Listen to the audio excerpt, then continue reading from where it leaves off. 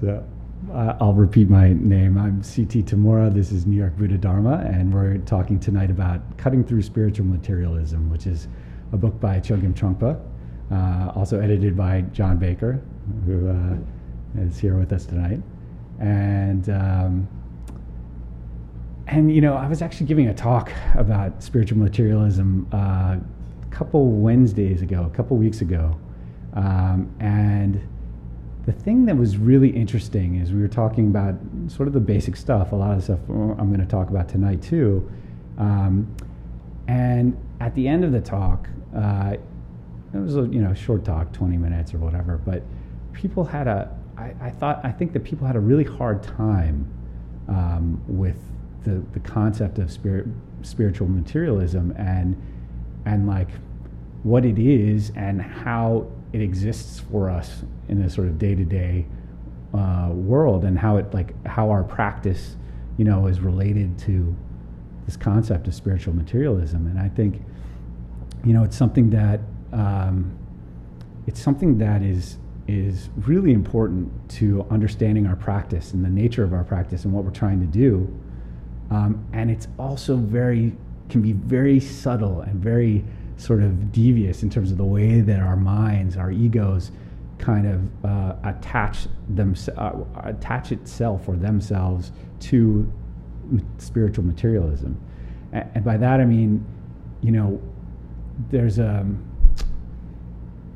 the spiritual materialism changes as our practice changes, right? So in the beginning, a gross example of spiritual materialism. What is spiritual materialism? A gross example is, I am a meditator, and therefore I'm a better person than you because I meditate and I know you don't, and we're having this argument, and you need to listen to me because I know what I'm talking about, right? This is a very, I am a holy person. Well, if I say to somebody I'm a holy person because I've got this great spiritual practice, that is a very good example, would be a very good example of spiritual materialism in a gross sense. And one of the things that happens through our meditation practice, right, is our practice is actually about breaking down our ego. It's sort of about becoming more present and more aware of all these stories that we tell ourselves as far as who we are and what type of person we are, and so as we do that work, these concepts, this spiritual materialism, these things that we do, that our practice helps us kind of bolster our ego and our ideas of who we are. These very non-fluid, these very structured, inflexible senses of who we are, they become more and more subtle as time goes on. So it's a very slippery, very, very, I don't know, I want to say devious work of the ego when it comes to identifying and spiritual materialism and not having it sort of inform our interaction with people and with our own ideas of self, if that makes sense. I think the first question really is, what is spiritual materialism, which we're kind of talking about, and then also how do you identify it, right? These are the things that are very important, because if you can't identify it, if you don't know what it is and you can't identify it, then you can't be aware of it, you can't do anything about it, right? So let me, I want to play a video for you guys. And I know that this is, I sent this video around a little earlier. There's a guy named Arj Barker, and it's going to be, would you mind trying to turn off the AC?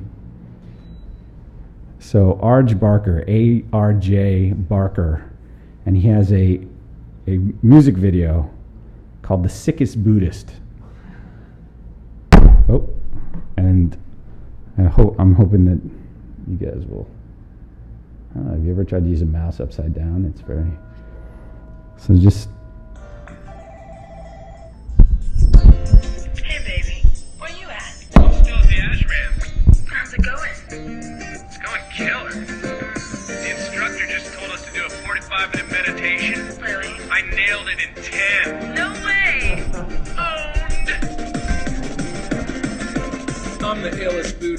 you've ever seen. All the ladies wanna meditate with me.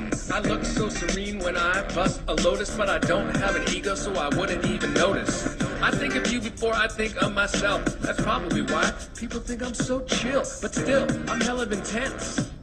My clothes have little bells and they smell like incense. It's so dope when I focus on my breath, cause I floss all the time and I chew big red. I don't smoke weed, but I burn sage by the pound. Wave it all around till the air turns brown. I'm all crunked up on kombucha and juice. Never heard of Kama Sutra? Let me introduce. Step into my hybrid, we'll head over to my bed. 64 positions, I think you're gonna like it. One hand clapping, fuck that, yo. More like the sound of a one-legged standing. Oh, I'm blowing up the Dharma like what? Cause I'm the sickest Buddhist and I'm kicking Buddha butt. The sound of one hand clapping, fuck that, yo. More like the sound of a one-legged standing. Oh, I'm blowing up the Dharma like what? Cause I'm the sickest Buddhist and I'm kicking Buddha butt. I just went to the class for a laugh, maybe meet some chicks, but as it comes to pass, I kick ass at this pacifist shit. Non-attachment, I just mastered it. You don't believe me? You don't think I'm peaceful? Step up to my face and say that, bitch. I'll unattach your teeth from your lips. I practice compassion towards friends and enemies, but all these motherfuckers trying to hate on my serenity.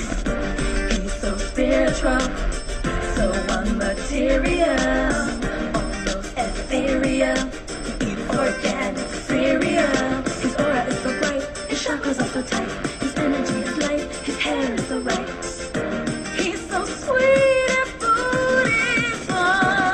Is it my Indian roots, my Guatemalan parachutes, my extensive collection of expensive Tibetan flutes? I don't know how or why I'm so zen. I make the power of now look like the power of then.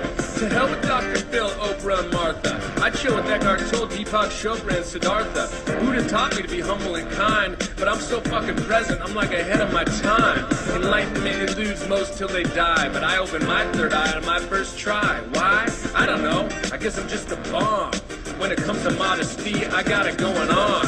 One hand clapping, fuck that, yo. More like the sound of a one-legged standing. Oh, I'm blowing up the Dharma like what? Cause I'm the sickest Buddhist and I'm kicking Buddha butt. The sound of one hand clapping, fuck that, yo. More like the sound of a one-legged standing. Get the idea. So he kind of repeats the chorus to out. So Arj Barker, thank you very much for a really awesome contemporary way of describing spiritual materialism. And actually, hold on, sorry. One second. I gotta get my book. I want to also read you guys one of Chögyam Trumpa's descriptions here. One of the things I like about that video, right, is it's just, I mean, the question with the video, right, is whether or not is Arj Barker making fun of Buddhism or is he making fun of spiritual materialism, right? And from what I've read, my sense is that he totally understands and is totally zeroed in on spiritual materialism in that video, and certainly is fantastic. I think my favorite line is, my meditation teacher told me to do a 45-minute meditation, and I did it in 10. I killed it in 10. So I think that's just really fantastic. And obviously too, there's a lot of the imagery of like talking about his clothes and the bells and his clothes smell like incense, and what he's talking about is a lot of the trappings of spiritual practice, right? It's not the actual spiritual practice. And that's that's the key point here, right? Is that the spiritual practice is something that, like a true spiritual practice is something that is kind of helping us get away from materialism in all its forms, right? So we think of materialism, when you just think of regular materialism, right? It's like I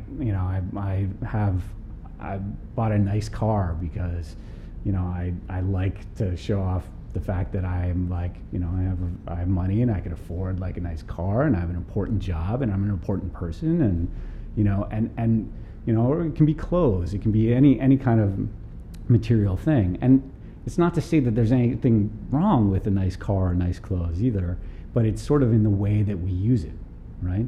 And it's kind of the same thing with the spiritual practice too. There's nothing wrong with different spiritual practices, but it's a lot of it is about how we use that practice. Are we using that practice to kind of make ourselves feel more important or more spiritual, or are we actually using those practices to become more grounded and more present and more aware, both of what's going on in the world around us and also what's going on in our own minds, right? That's the practice. So let me read what Chögyam Trungpa says in this book, if you haven't already read it.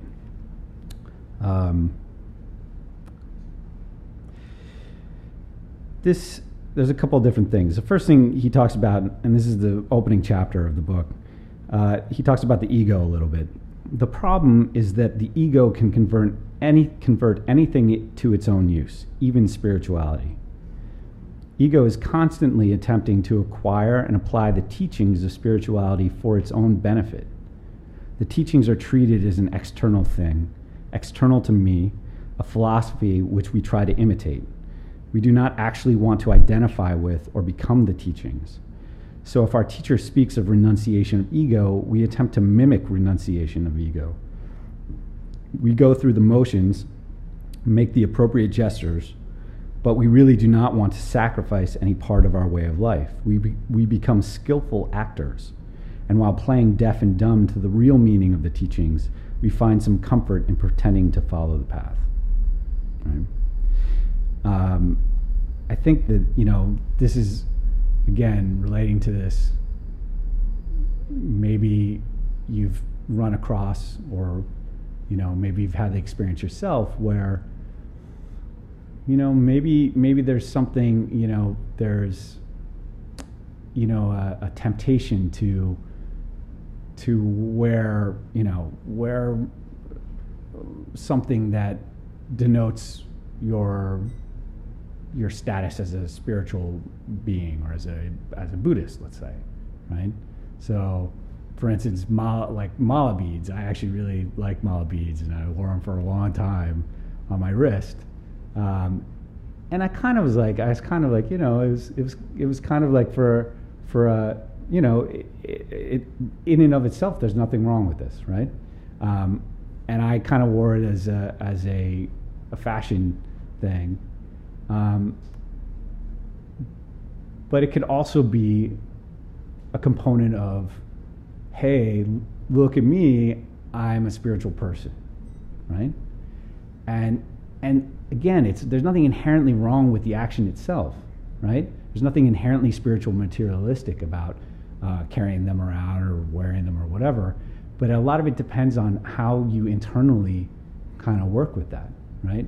What is your reasoning for whatever that spiritually materialistic action or behavior or habit is, right? If it's to, for example, I know like some people will use a story that John actually told me, like he would put little orange tabs of paper on all different kinds of things that you'd use throughout the day, like the telephone or your desk or the kitchen or the refrigerator, and use those as reminders to be like, every time you see the orange piece of paper, you would be reminded to be mindful, or at least that was the idea, right? And I feel like you can apply that same thing to, like I really liked having like a mala bracelet, because when I looked down at it, it would kind of remind me, it was like, oh, maybe I should take a breath right now. And that wasn't like 100%, like it wasn't like completely without like some aspect of, oh, it's kind of cool, like I'm cool, like I'm a little ahead of the curve. This is like 15 years ago. I'm sure for some people that 15 years ago is not ahead of the curve, but in my experience 15 years ago, like studying Buddhism and like wearing mala beads, that was a little ahead of the curve, and so it's not like that aspect. There wasn't an aspect of spiritual materialism with that, right? So, for whatever that's worth, there's a couple other things I want to read too. whenever we have a dualistic notion, such as I am doing this because I want to achieve a particular state of consciousness, a particular state of being, then automatically we separate ourselves from the reality of what we are. Okay? And then let me also read this. It is important to see that the main point of any spiritual practice is to step out of the bureaucracy of ego. This means stepping out of ego's constant desire for higher, more spiritual, more transcendental version of knowledge, religion, virtue, judgment, comfort, or whatever it is that the particular ego is seeking. I think that these,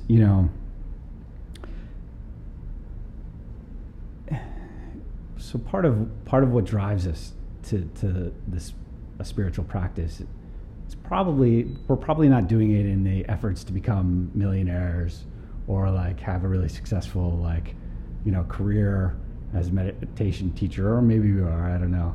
But but part of what drives us to learn to meditate, for example, is a desire for self-improvement, right? I don't know about all you guys, but I can say very definitively for me, when I started meditating and came to meditation, some 15 years ago or so, there's a very much of a desire to improve myself. I wanted to be happier. I wanted to be more patient. I wanted to make better decisions in my life. And that in and of itself, that motivation is not a bad thing, right? It's not a bad thing when it motivates you to explore new things or to come to a spiritual practice. The danger really is when we then use that spiritual practice to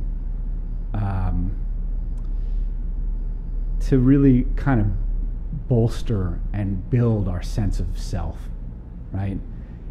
Build the sense of like, I'm the type of person who does this. I'm a patient person, so I'm gonna do this.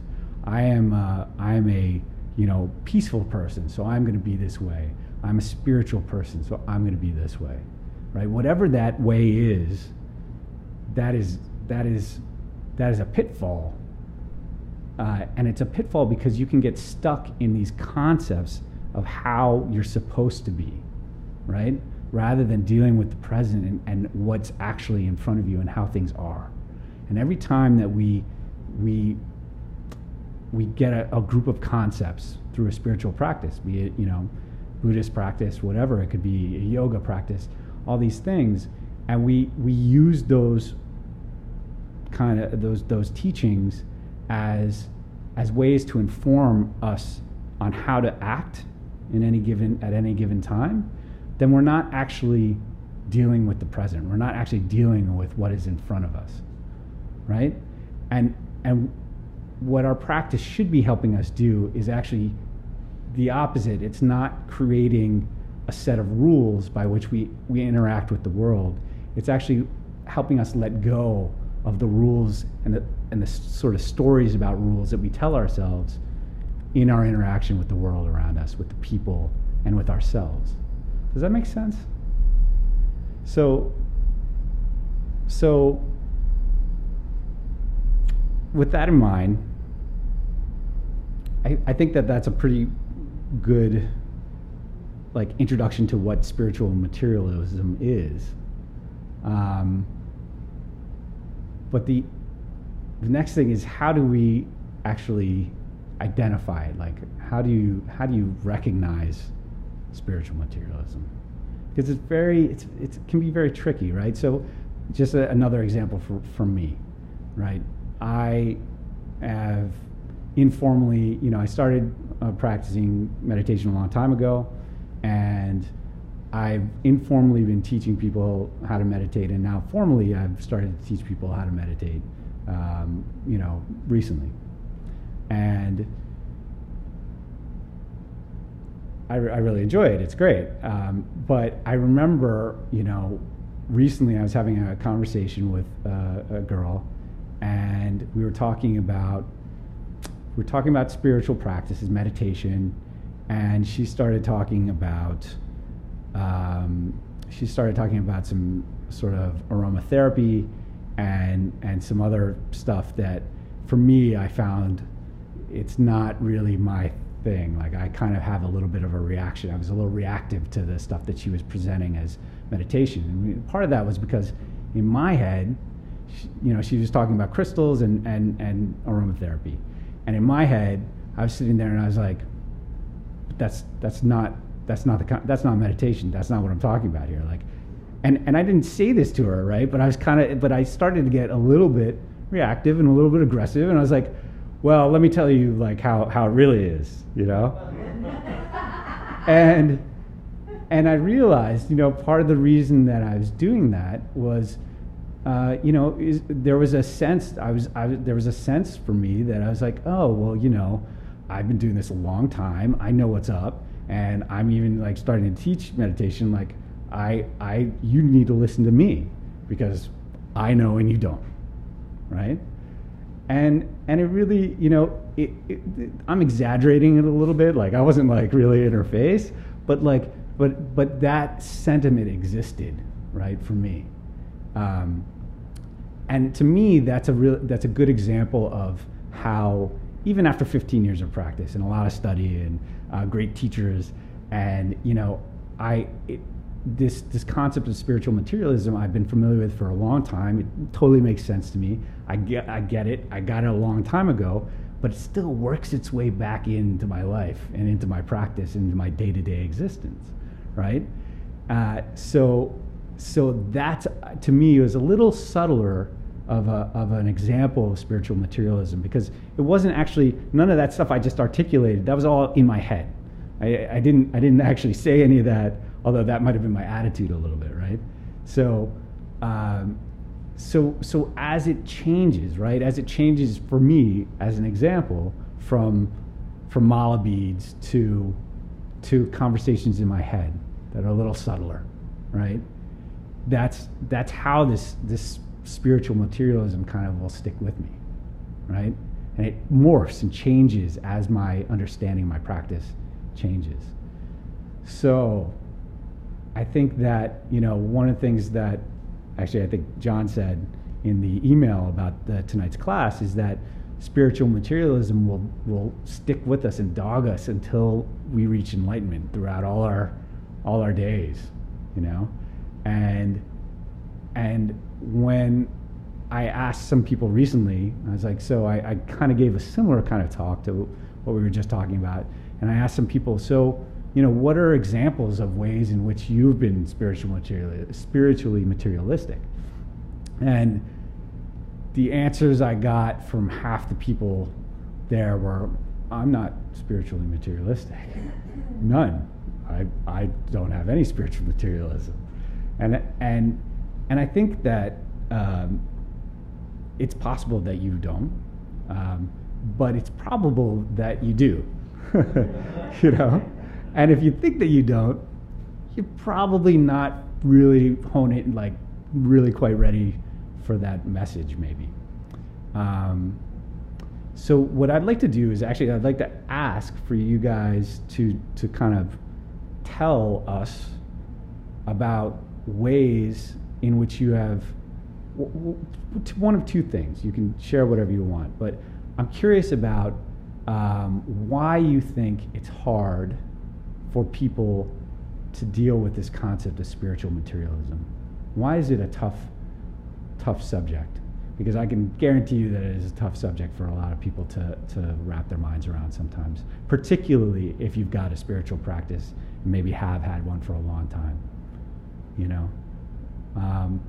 and either that, if you have any opinions, I'd like to hear those opinions about why it's hard to recognize spiritual materialism. And then also, if you have a story of either yourself or somebody that you are a friend who maybe exhibited spiritual materialism, I'd love for people to share that with us. Yeah, let's get the mic.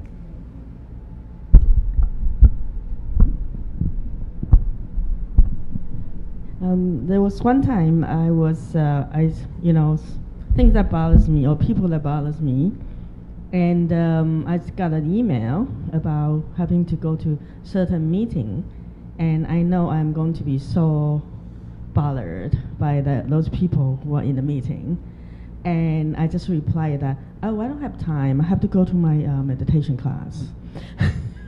And that's one of a really big example, because later on, I overheard the people who were in the meeting saying that, she's one of those who goes to the meditation class.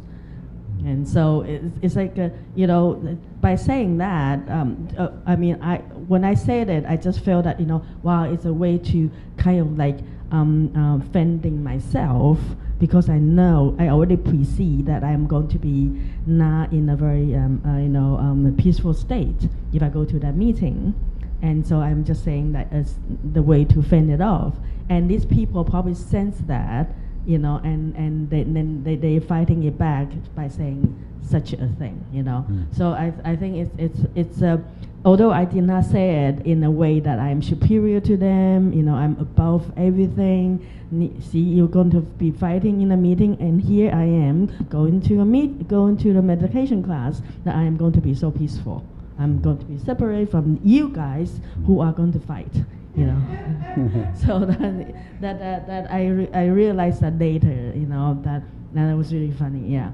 And then so I think, about wearing something that, I think the people who wear malabis or wear a Tibetan bags or something, it's like it's a brand, It's like it's nothing different from Gucci bags or or Gucci necklace. If your purpose is to show you belong to a certain group of people, and that is branding, and that your brand is Buddha brand, and it's not much different from Gucci brand or Chanel brand,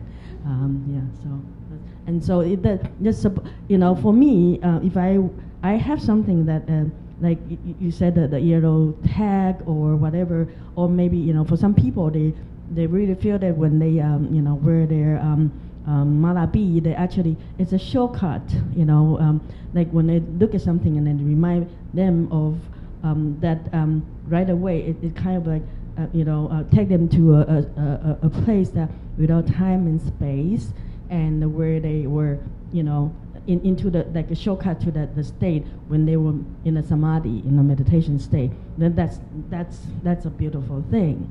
But if it's wearing it just to show people that I belong to certain sect of Buddhism, whatever, and then it's nothing more than a name brand, fashion name brand, yeah. Yeah, thanks. Hi. Sorry, Catherine. Before one thing I think it is important to remember, right, is that there really is nothing inherently wrong with wearing anything. There's really nothing inherently wrong with. I'm just saying there's nothing inherently wrong with wearing anything, right? And that like a lot of the important thing to remember is it's really about your attitude. If you have a beautiful bag or a beautiful piece of jewelry or a mala bead or whatever it is, and it's something that it's really about how you wear it and how you identify with it. It's not necessarily anything wrong in general, but yes, it can very often be, and I think we see it all the time in New York, it can very often be branding. Yeah. So, sorry, thanks. So I think where I struggle with, where I see things coming up for me with spiritual materialism is I'm much newer to my spiritual journey and my meditation practice, and I'm incredibly proud of myself, and I get that is pride in and of itself is also spiritual materialism. So, but I have noticed so many changes in my life and so much well-being and joy that I feel like I've achieved something, and I want like others to I want to teach others, or I want, or I feel like I'm a better version of myself, which I think again is like this judgment, right? And so I think that's something that I come up with, I pride is ego. And an example that I've thought of recently is, on the path that I'm on, well, take a step back. So I do PR for a living, and I constantly am telling clients like to not use jargon, because jargon separates us from people. And every industry, every sector, they all have their jargon, and jargon, people who are not in the know don't get it. And I feel like in the spiritual circles, we have our jargon as well, and I participate in it, and I catch myself sometimes like, even just the path, or holding space for someone, or I'll be with people that are now part of my journey, and I'm like, we're totally speaking a language that if somebody else walked in on this, they wouldn't be able to understand at all. And I think that makes us not connect with others. I feel like it can be sometimes elitist. Yeah, absolutely. And it's funny that you mentioned that. It's something that has been on my mind a lot recently in terms of the ways to communicate the Dharma to people. Even just using the term Dharma, right? It's like, well, I know there was a television show called Dharma and Greg, and that's a lot of people's knowledge of what Dharma means, in some cases. And I think that what's interesting is that, like, when you follow a certain path, like in this case, coming through the Shambhala path, I'm used to using certain terms when talking about this stuff, and it's actually hard to switch out. I've been trying to do this on Wednesday nights when I teach at the Three Jewels, and it's hard to switch out of that jargon that you're taught. It's like it's totally possible to do, but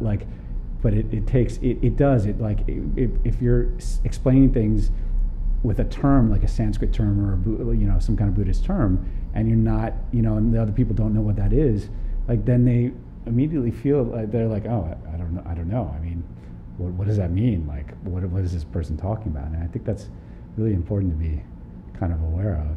And then also, talking about like that experience that you've had, like as far as like going through and then feeling like a better version of yourself. And I mean, I've had the same experience, and part of the reason that I want to be up here talking to people about this stuff is because I do want to share that experience with other people. And I think I was thinking about this like on the way up here today. Like, I was looking for examples of my own spiritual materialism, like, recently. And that's another really good one. It's like, it's very tricky. It's like subtle, right? Because on the one hand, like, so I want to share meditation with as many people as I can. And I want to share it for their benefit. Like, I want other people to have the same experience that I've had with meditation, and in terms of just becoming a more aware person, and all the great things, all the great byproducts that come with a meditation practice, which is like being happier and being more aware and being more patient and whatever these things, more compassionate. The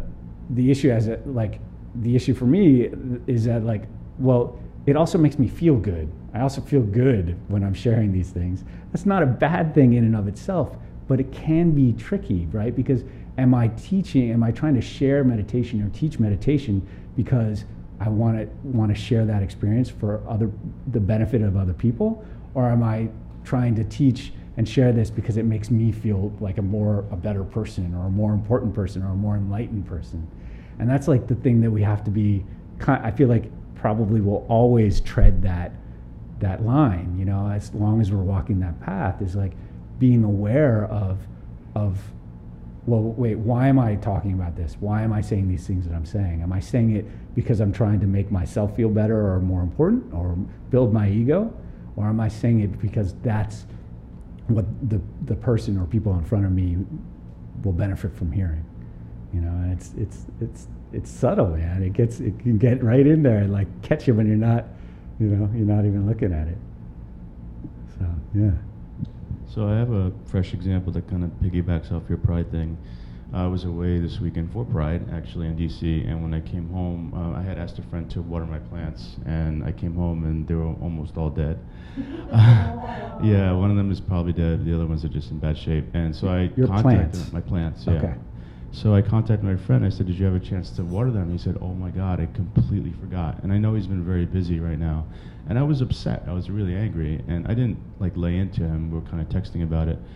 But I kind of said it's okay, whatever. But I was still stewing, and like I wanted like to punish him on some level. There was a part of me because I just felt badly about what they looked like. So I sat down and I actually processed the anger, and I realized I was hurt underneath it, and I felt like I wasn't kind of being taken care of when I asked, to have someone do that for me. But I actually let it go. I actually had a moment, I let it go. And then he texted me again shortly after, "I'm so sorry, I feel horrible." I said, "Actually, I know you feel horrible, and I don't want you to feel horrible anymore. I've moved on." And, he texted me again a little later, "I'm really, really sorry." And he's a Buddhist as well, so I used that metaphor with the monk carrying the woman across the river. And so he got it, and he was very grateful. And the part that's tricky, that I guess what I want to bring up, is that I actually felt really good about that, the way I handled it. And I think the tricky part is that I think it's okay to feel good about the changes that you're making if they're positive. But then the slippery part is like, okay, well, I'm such a, Buddhist now, I'm a good Buddhist, like my ego gets stroked a little bit there. Yeah. So that's kind of maybe the slippery slope. Right, you got to watch out for being the sickest Buddhist. Right. So when you were talking, the thing that came to my mind, the word that came again and again and again, like a million times, was intention or intentionality. So for example, if I'm wearing a mala because I have a mantra practice and I need to keep it close at hand because I'm going to use it, that's legit. Wearing it as decor is also legit. But if I need everybody to recognize that I'm wearing a mala and I need to tell everyone, I need people to ask me so that I can tell them how important it is, that's completely different. And so, for example, as a running coach, if I'm working with a beginning runner, because if I interact with beginning runners because I love sharing what I love about running, in the same way that someone might share meditation with someone because meditation is very important to them, I could be trying to help people attain a certain amount of running without being injured because I think that it will make them happy. I'm helping them to reach their goal. It's not my goal.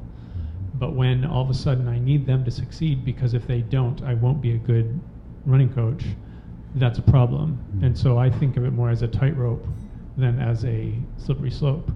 In the same way, if I were teaching someone meditation and I step on the wrong side of that line, I could need them to have a powerful meditation experience because if they don't, I'm not a good meditation teacher, right? So it's just like that.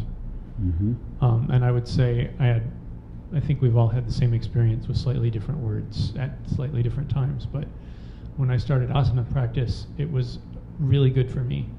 And I needed everybody that I knew, everybody that I loved, everybody that I cared about to understand how yoga could benefit them. So I became a really irritating yoga evangelist. And my intentions were perfectly good, but sometimes for the benefit of all sentient beings, you just have to dial it back a little because it doesn't matter. Right? Yeah, no, I just to relate to that a little bit, right? So when I first started really seeing changes in myself through my meditation practice, I wanted to share it with everybody too, but I especially wanted to share it with my parents. I really wanted my mom and dad to start meditating. I was like, this would be awesome. If you guys would just start meditating, it's going to be fantastic.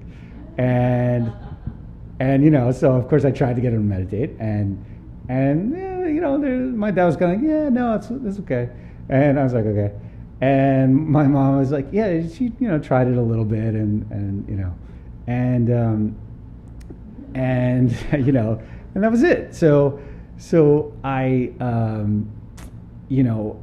I think for a little while I got a little bit annoying about it. Like, well, you'd just be happier if you just meditate a little bit, And then it really was like, at a certain point I kind of came to the realization too that one, as far as like, kind of like trying to share this meditation thing with other people, the best people to work with or to share with were people who are actually interested in it to begin with.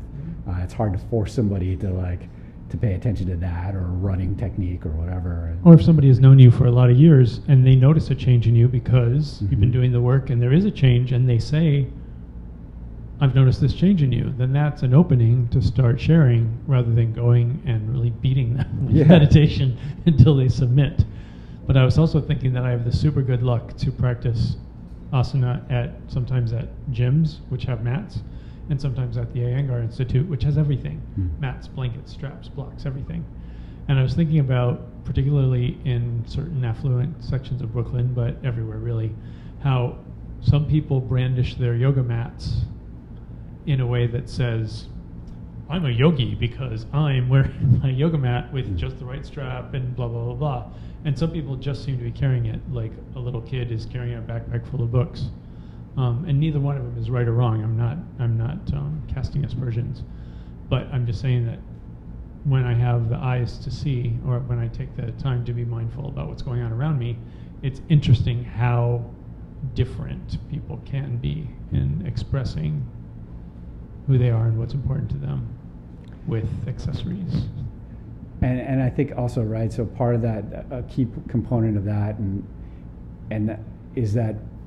is your actions or your words or whatever, is it intended to go and change people's perception of you? Is it intended to change, the people themselves? If that's the case, maybe it's not, maybe you're participating a little bit in spiritual materialism, right? As opposed to, is this practice helping me change, and yeah. No. Michelle. A story that Trungpa Rinpoche told was once he went to visit a Tibetan teacher in his monastery.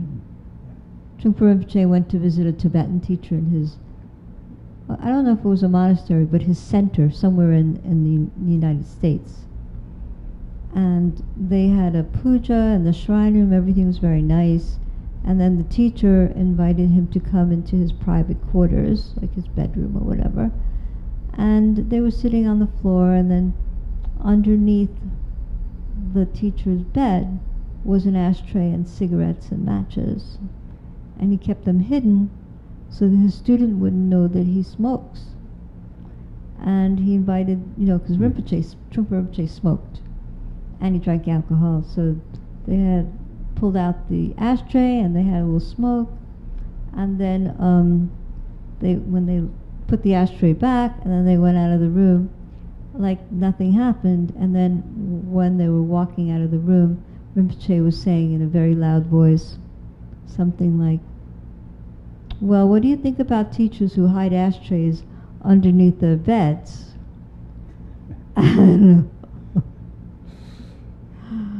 And exposing this teacher.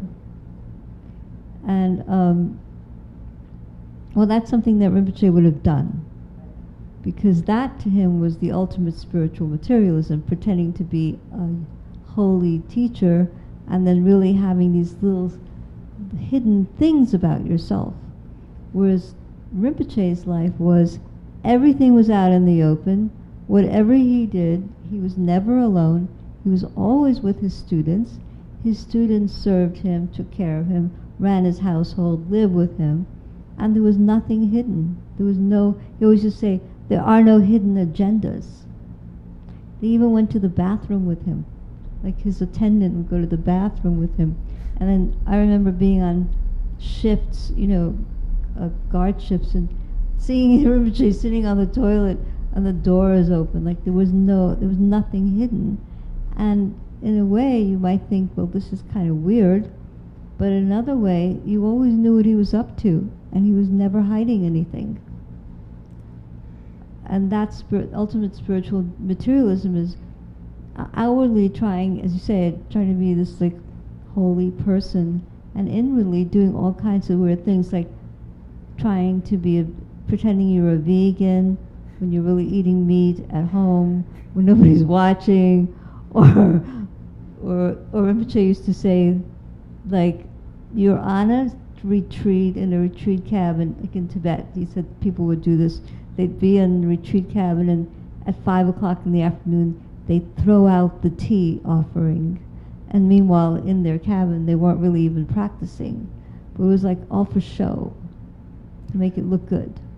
I mean, it sounds like, obviously I wasn't there, but it sounds like that in that example, right, that teacher sounds like he was trying to live up to some idea about what a teacher should be. you know, what a spiritual teacher should be and a spiritual teacher or do. And in that case, that person felt like a spiritual teacher should not smoke, right?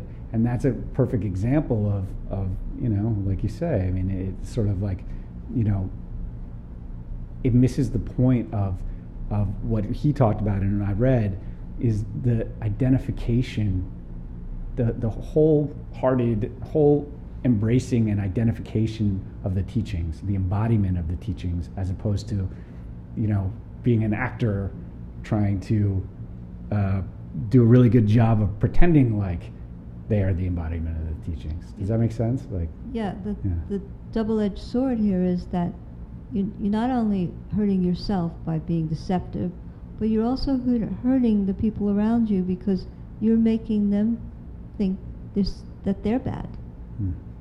Oh yeah, right. You're making them feel Yeah. lesser, while you yourself have all these hidden things. So you're not really benefiting yourself and you're hurting others, which is completely against the teachings of the Buddha. So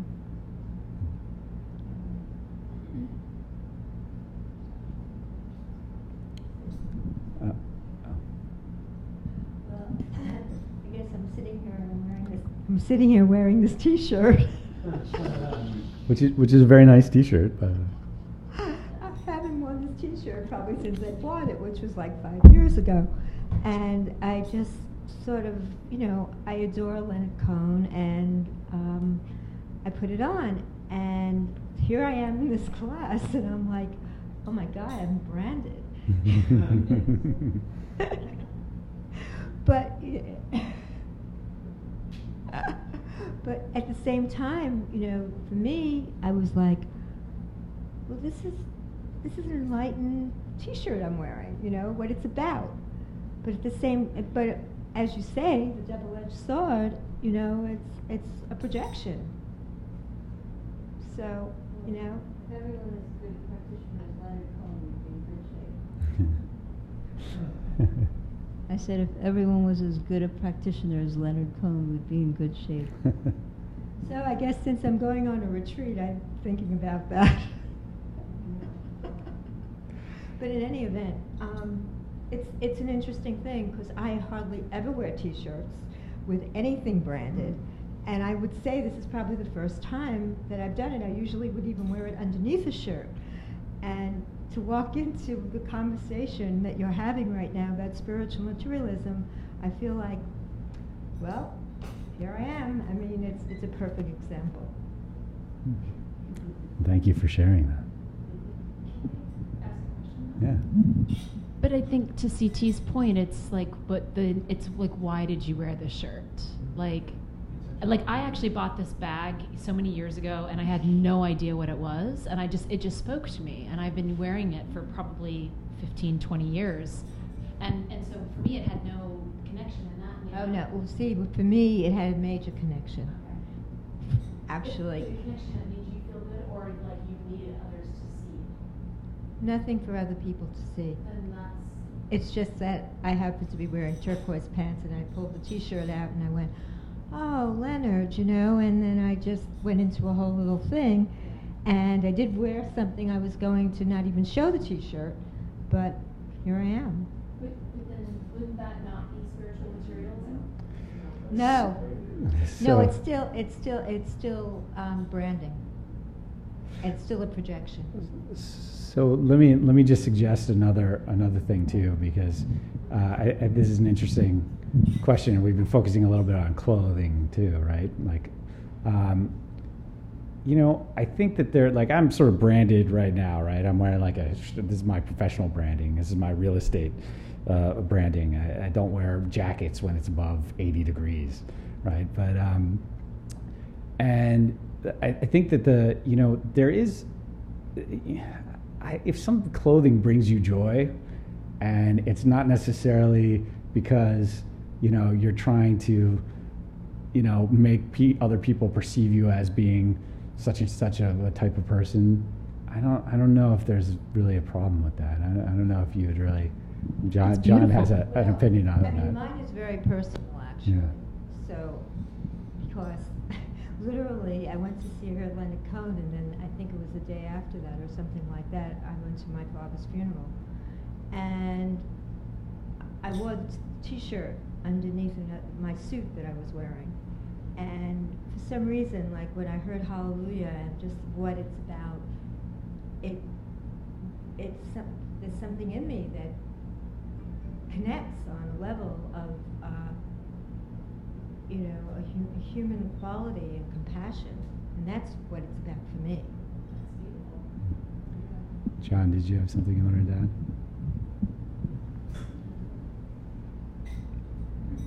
Yeah. Part of the teaching that we received from Trungpa Rinpoche, part of the teaching that we received had to do with treating ourselves well. I mean, back in those days, everybody was hippies. We were all hippies, and there was a great disdain for a lot of material. There was that slogan, "Don't own more than you can fit in your VW Bug." That was a real hit 60s thing, and people were rejecting their parents' ways. I mean, I certainly was. I'd watched my parents struggle for money and be concerned about their house and their cars and all that, and I didn't want to go down that road. And he got us. Everybody turned around, and I remember doing. Early on, there was a fellow named Marvin Casper who was with me in Trungpa Rinpoche, and Marvin helped me. Marvin and I edited books together and did a lot together. And anyhow, Marvin was very unconcerned about his clothing, and Trungpa Rinpoche took him shopping. And I remember Marvin was very slight and small sort of fellow, and so Rinpoche got him a double-breasted blazer because it made him look more substantial. And he got everybody wearing suits and ties, including people who were, I remember people walking around barefoot, when we first met them in the summer in Colorado. And all of a sudden people wearing suits and ties. And there was a whole thing about that you can uplift your world by celebrating it. And it wasn't so much a matter of egotism as it was celebration. So he talked to people about, you don't have to be rich, but you can beautify your environment, like your home, your apartment, your room. And in doing that, you're celebrating, you're uplifting your life. And he talked about clothing, same thing, but also clothing is like a statement to other people. They get to look at you, And he talked about the different kinds of messages that you could send with clothing. And being a guy, I remember the ones that were oriented towards men. So for instance, wearing pins attracts attention, attracts energy. And that's useful to do in certain situations. You're attracting people's gaze, and you would wear pins. Or the kind of tie you wore as a man. If you were going into a combative situation, you might wear a striped tie, because it was more combative. Or if you were going into a situation where you wanted to be more seductive, you would wear a patterned tie, like a foulard, this kind of thing. And I remember then we got into the teachings of the Shambhala teachings, and eventually you get towards the end of the Shambhala teachings to the teaching about what's called yun. And yun is the quality that some things have to project a feeling of wealth, of richness.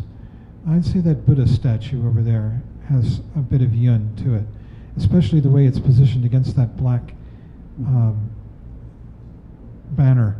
It brings out the quality of gold and the richness to it. And there are other things that have absolutely no yun, so I don't know if I don't think the way I'm dressed has very much yun at the moment. And he would take people on yun expeditions. We'd go out and we'd be looking for yun. And we might go into a clothing store, and look for articles of clothing that had this quality of sort of richness and wealth, yun. Or you might go to a museum. I always felt, for instance, at the Met, that the Egyptian room which is just full of gold, and it has tremendous feeling of yun. Although the problem with the Egyptian room is there's so much of it that you begin to go numb, to it. It needs a bit of contrast to set it off. I think too, I was thinking as you gave that talk about materialism, about the ways in which I'm materialistic, not just spiritually, but any time that I'm sort of manipulating my world to bolster my sense of well-being and being and well-being. It might be, I was thinking about the times I've bought cars and took such great pleasure in the beauty of a car, not only because I liked it, but because I thought about how people might look at me as I was driving that car. I mean, I had a Porsche. Chicks dig cars. Huh? Chicks dig cars. Just kidding, guys. Huh? Except statistically, that would be true. And the way in which one might have a beautiful home, so that people come and you're concerned about how they might admire you for having a beautiful home. All of that is bolstering the sense of self and self-image. Mm-hmm. And there's so many subtle ways that we do that. But finally, I think, in terms of the spiritual path, that any use of the path to make oneself happier and in any way more secure, happier, stronger, bigger, better, is materialism. That's the ultimate meaning of materialism, is to build up one's feeling of self. And so they talk about how even after the bodhisattva discovers egolessness, the practitioner who becomes a bodhisattva, they've discovered that ego is non-existent. And then they appreciate that. And they say, oh, I've discovered egolessness. Just like in that video, right? What did he say? He said he was gotten rid of his ego or something. But it becomes subtler and subtler on the path, and that's what stops the person from being enlightened. But I just think about all the ways. I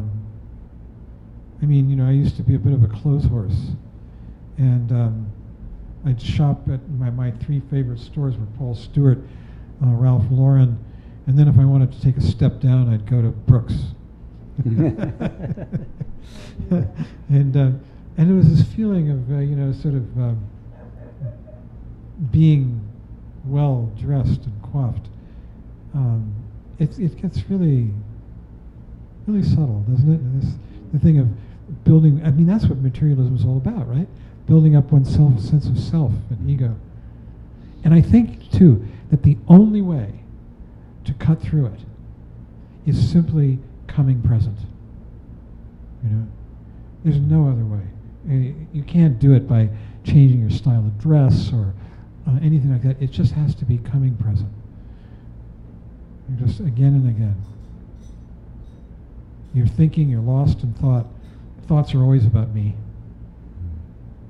And then you wake up, you say, oh, I'm thinking, and come back. And I think that's the spiritual materialism aspect where it's I'm doing this practice to be a better person. I'm doing this practice, and the more I do it, the better I am.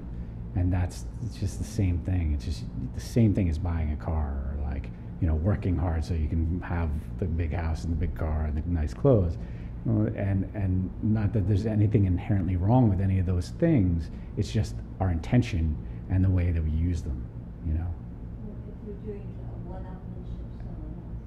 one-upmanship, and it could be the same thing with the spiritual practice. Oh, well, you meditate 20 minutes a day. I do 40. I do 20 in the morning and 20 at night. Yeah,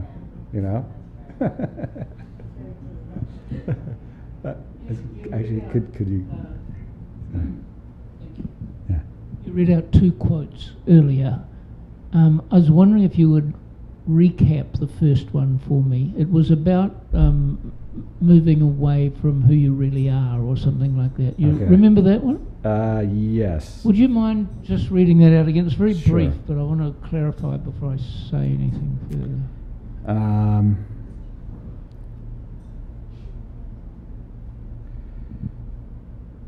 let me see.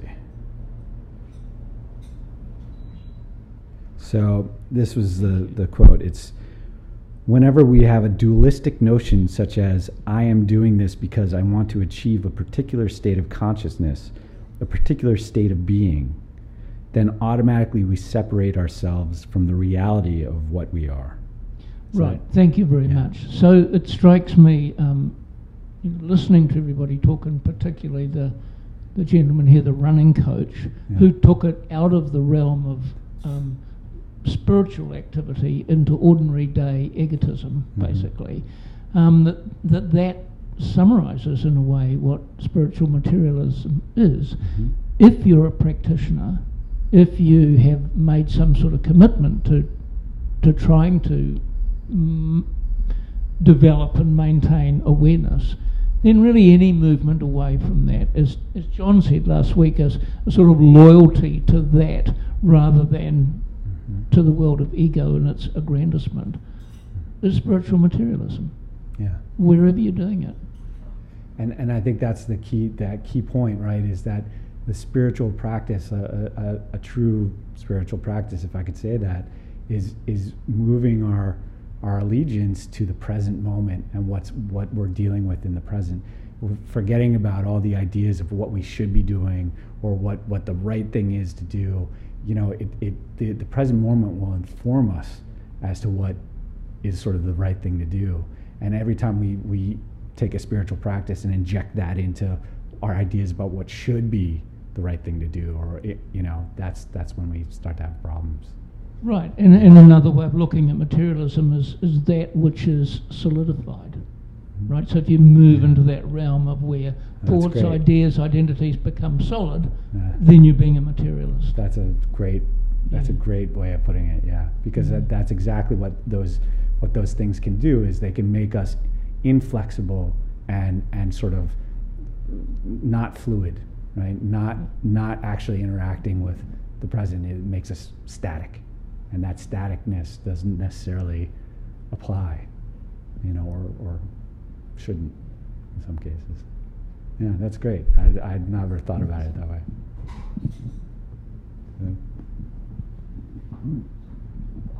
I just wanted to add in this how to apply this to living a compassionate life and caregiving and living for others. So all this takes on other kinds of twists and nuances.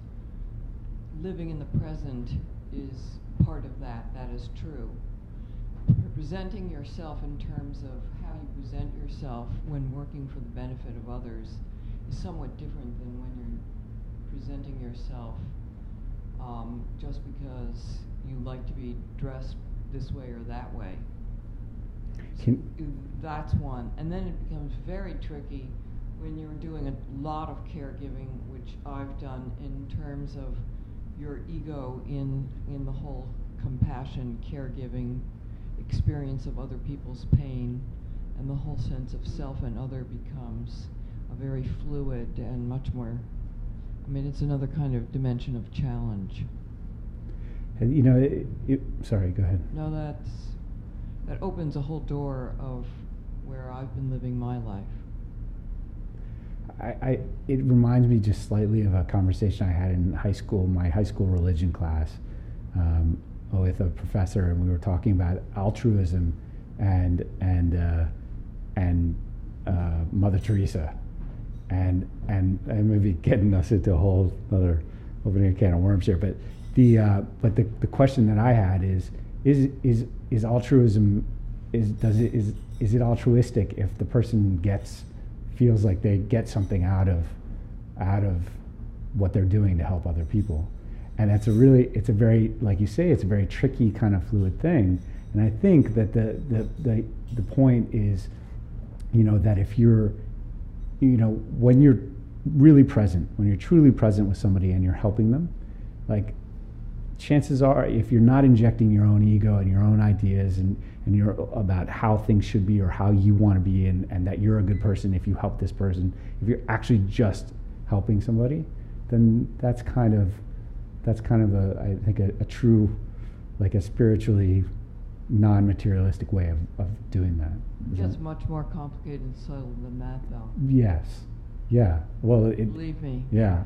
All the issues of experience of pain and other people's pain, and what you can do for them and can't, what your limitations of can and can't do when you're caring for multiple people at the same time, when people are hurting other people in healthcare settings.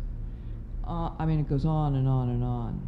So I'm just opening the door to spiritual materialism when you're not just, it's not just you, but you and others. And that's a very, you still apply certain kinds of observations, being in the present, for example.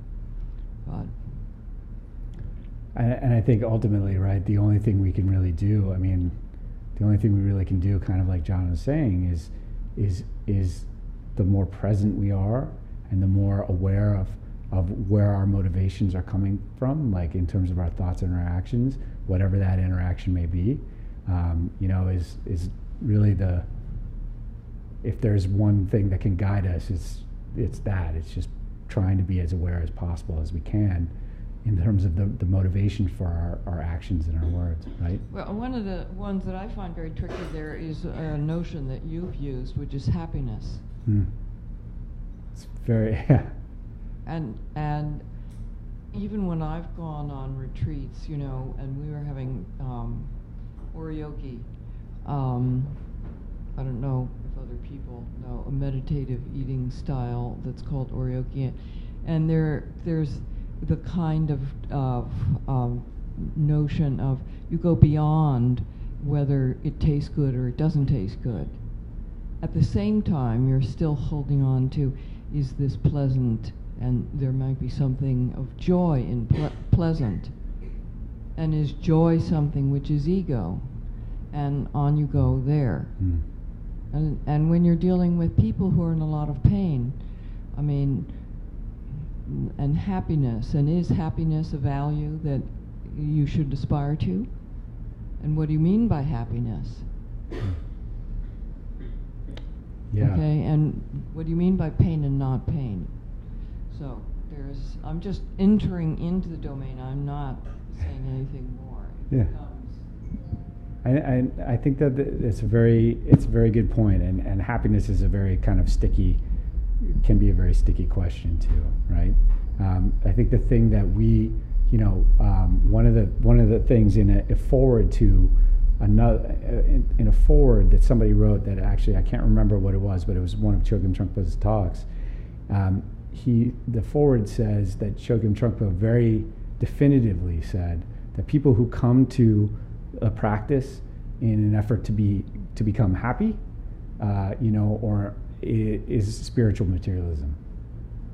And one of the ways that I like to keep reiterating this practice is that the practice of meditation, the path that we're on, is one of awareness, and what happens is the more we practice, this type of meditation, the more we go down this path, the more things like happiness come as byproducts of the practice. So if the goal is happiness, you are actually practicing a form of spiritual materialism. When the goal becomes awareness and the happiness is a byproduct of the practice, then I guess ostensibly you're on the right path. I don't know. I'm asking the question. Oh, I mean, I Here's Tufts' obvious I, titles of books,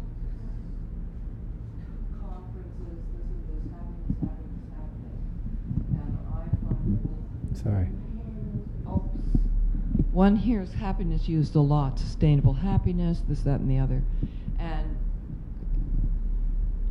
what is being referred to is not always the same thing by any means. It's a long conversation, but I just say I'm just simply introducing a question of what is the value of happiness, and I think it's a much longer conversation. It is, and I would just, two other things I would say to that is that I think there's probably, especially right now, there's a lot of talk about meditation and happiness, and a lot of people who are presenting that as the goal, in our culture.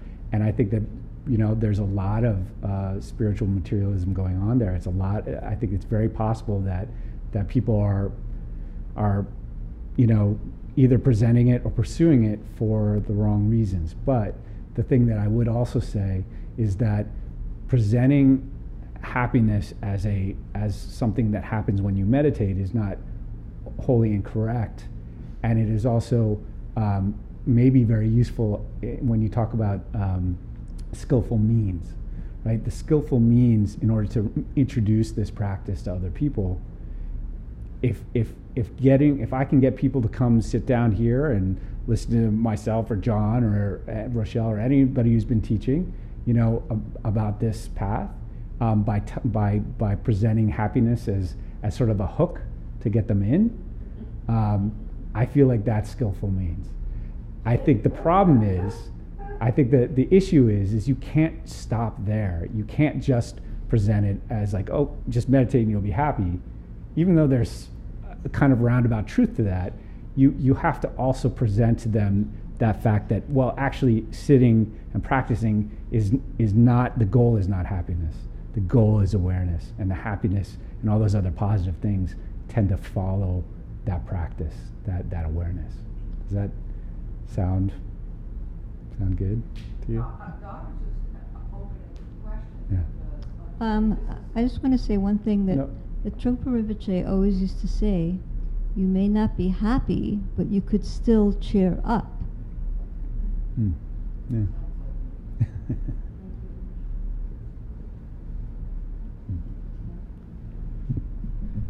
I may be stuck on a theme here, but I see intentionality again, as you say. I think that if I seek out people to try and help them because helping them makes me feel good and I have a need to feel good, that's a problem. But I also, my very limited understanding of the Buddha, one of the things that separated him from the forest ascetic guys that he meditated with before he became enlightened was that they were really committed to an idea of mortification of the body as a way forward. And he said, wait a minute, guys, you don't need to do that. So I feel like magical, successful things happen very often in my life. But when I'm not very ego engaged and something happens skillfully without really, like, generally it after the fact, I'll look back and I'll say, oh, that's a lot better than I would have handled that a year before. Happiness arises because I recognize the tiniest amount of progress, and I don't think that the Buddha, if I were able to ask him, would say you're not allowed to have that happiness. But my point is that the happiness is arising due to conditions. It's not an end goal that I'm seeking. Right? Yeah. And that's not the same thing, even though the word happiness occurs in both sentences. Yeah. Happiness is broad. There's a broad set of definitions for that, in a way, right? A lot of different ways we can define it or look at it. So, but yeah, I think that's a good example of happiness, again, as a byproduct of the practice. Thank you. Phil, is there anything you wanted to add before? Because I think we're... I had a feeling you wanted to wrap up. Well, I would love, I'd love for you to... We are going a little long here. Sorry, I was just really intrigued by your second question, or actually it might have been your first, was why do people have a hard time grasping the notion of spiritual materialism? And as people were talking, I was thinking, when I first read the book, it was a little uncomfortable for me because I had to admit that I was guilty of most of the sins, and we all have those experiences. But then I started thinking about, how powerful the mind is in fooling ourselves, or in not wanting to hear certain things and tuning them out, because I've invested a lot in this, and it's the same way it would be if just all of a sudden taking off my clothes. It would feel weird, and we see all kinds of examples where, people who are, oh, I just gave $5,000 to the Sierra Club or whatever it is, we invest a lot in these personas that we'd like people to perceive us to be. And it's this painful admission, like, oh shit, I went to all this trouble. Like, I'd have to throw this all away now. I went to a lot of trouble to look cool, and to, it's, and no, but it's that sort of very painful self-honesty that it's not pleasant, and it's this almost this feeling of like buyer's remorse, when you start going down the path, and it's like, I thought I was gonna, there's gonna be all this like enlightenment,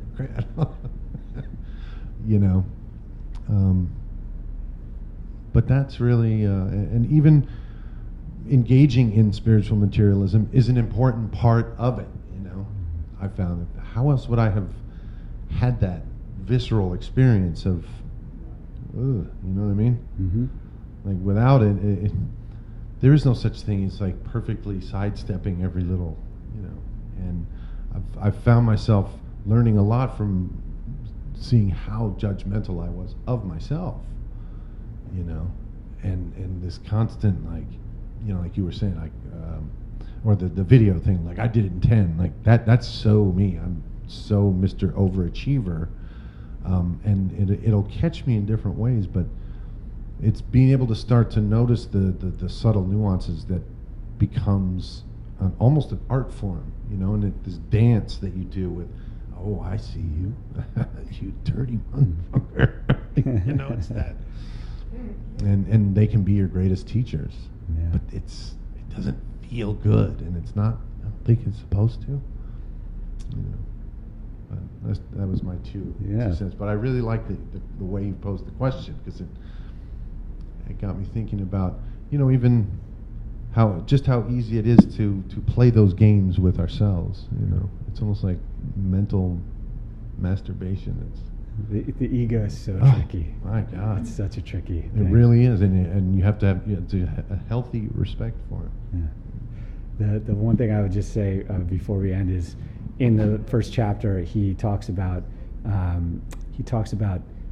what we do is we go around, and when it's like we collect these ancient wisdoms, right? And it's like we take these little things that we've learned and we place them collect them in a jar in a room, and then suddenly we find this room full of all this ancient wisdom that are these teachings that we've gone and picked up, and and the idea being that that's really that is not the collection of this stuff is not it. It's really more about the embodiment of the teachings. It's not about the collection of the teachings. If you don't put it into practice, it doesn't matter how awesome your question is. Right. Yeah.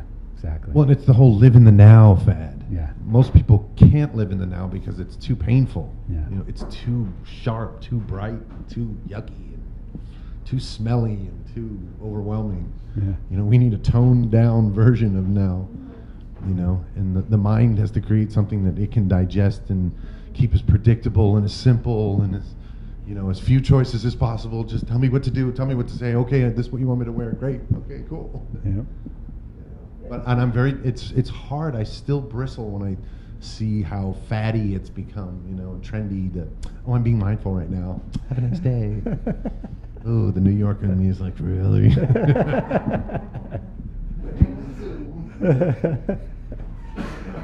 All right. It's so much better than waiting for words even making that effort. Right, so it's all relative. And I agree with you on, if you gotta tell people it's gonna make them happy, just get them in the door. I think it's, yes, I think that the application of skillful means is a very good thing in this case. So, thank you. We're going to do the dedication of merit.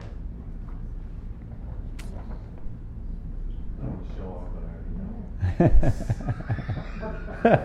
I don't want to be the guy.